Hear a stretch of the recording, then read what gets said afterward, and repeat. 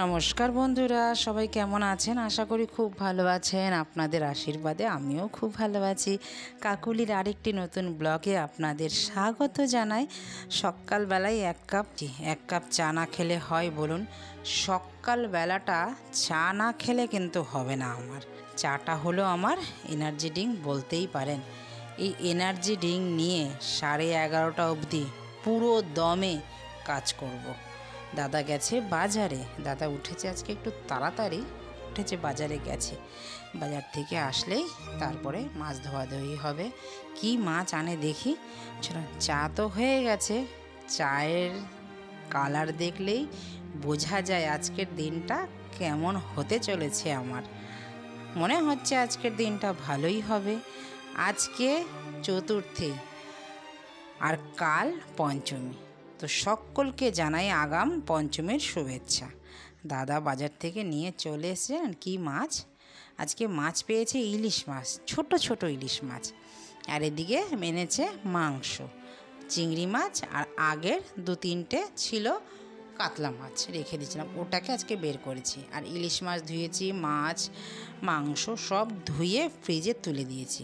আর শুধু ইলিশ মাছের 2টো লেজা ছিল যেটা, সেটা বের করে নিয়েছি, নুন হলুদ মেখে রেখে দিয়েছি। এখানে কুচি কুচি করে পেঁয়াজ কেটেছি আর তাওয়ার মধ্যে দিয়েছি তেল, সর্ষের তেল একটু বেশি করে দিয়েছি। দেখলেন পাশ দিয়ে দিয়েছি পেঁয়াজ, কুচি পেঁয়াজ, পাশ দিয়ে দিয়েছি 2টো শুকনো লঙ্কা, আর মাঝখানে দিয়েছি লেজা 2টো। এটাকে যতক্ষণ ভাজা না হবে আস্তে আস্তে অল্প আছে এটাকে ভাজবো। এটাকে কি করব জানেন? আজকে করব ভর্তা। কদিন পরই তো আমাদের নিরামিষই চলবে, ষষ্ঠীতে খাবো আমি নিরামিষই, তো মেয়ে তো খাবে না। আজকে মাংস রান্না করে রেখে দেব, ও খাবে, ওর বাবা খাবে। কেন মাংস একটু করলে কি আমার সুবিধা হয় অনেক। মাছ বন্ধুরা বানালে আমার মেয়েটা মোটেও মাছ খেতে চায় না। দাদা একা মানুষ কত মাছ খাবে বলুন? আর মাছ তো আর 1 পিস করে রান্না করা যায় না। মাংস রান্না করলে আমার মেয়ে 2-3 বার যে ভাত খাবে, ও একটু ভাত ভালোবাসে। যেহেতু বাড়িতে এখন আছে, এখন ভাতটাই খেতে ভালোবাসবে। সকালবেলা টিফিনেও ভাত খাবে, দুপুরবেলাও ভাত খাবে, আর রাতেরবেলাও ভাত খাবে। এবার সন্ধেবেলা যদি ভালো মন্দ কিছু হয় বলতে চিকেন পকোড়া, ফিশ ফ্রাই এগুলো যদি হয় তবে খাবে, না হলে খাবে না। আর না হলে আছে সব সাহারা ম্যাগি খেতে খুব ভালোবাসে। মানে যখন কিছু পাওয়া না যায় তখন খায় হচ্ছে ম্যাগি। মানে কিছু করার নেই, অপশান যখন থাকে না। চলুন আপনাদের সাথে গল্প করতে করতে আমার হয়ে গেছে ভাজা। আর ইলিশ মাছের ভর্তা খেতে কিন্তু বেশ লাগে। যারা বাংলাদেশের লোক আছেন তারা তো ভর্তা খান, সেটা নতুন করে বলার কিছু নেই। আর তারা ভর্তা বানাতেও জানেন। বাংলাদেশের লোকরা অনেক রকমের ভর্তা বানাতে জানে, যখন আমিও যেমনি অনেক রকমের ভর্তা আপনাদের করে দেখাই সেরকম। চলুন, ভর্তা মানে ওই যে একটুখানি পিষে নিলাম, সব মেখে নিলাম, পেঁয়াজ ভাজা আর শুকনো লঙ্কা দিয়ে মেখে নিলাম। আর এখানে তেল গরম হওয়ার পর আলুগুলো দিয়ে দিয়েছি, আলুগুলো বেশ লাল করে ভেজে নিয়েছি। মাংস তো ধুয়ে পরিষ্কার করে রেখে দিয়েছি, দিলাম একটু পেঁয়াজটা ভাজা ভাজা হওয়ার পর একটু মশলাগুলো দিয়ে দিলাম, যেগুলো মাংসের মেন উপকরণ, আদা রসুন পেঁয়াজ। একটু টমেটো দিয়েছি বেশি করে। মাংসটা আজকে একটু ঝাল টক একটু মিষ্টি মিষ্টি করব, মানে একটু বেশি টমেটো দিলাম। টমেটো দিলে একটু টকটক হয় তো ভালোই লাগে।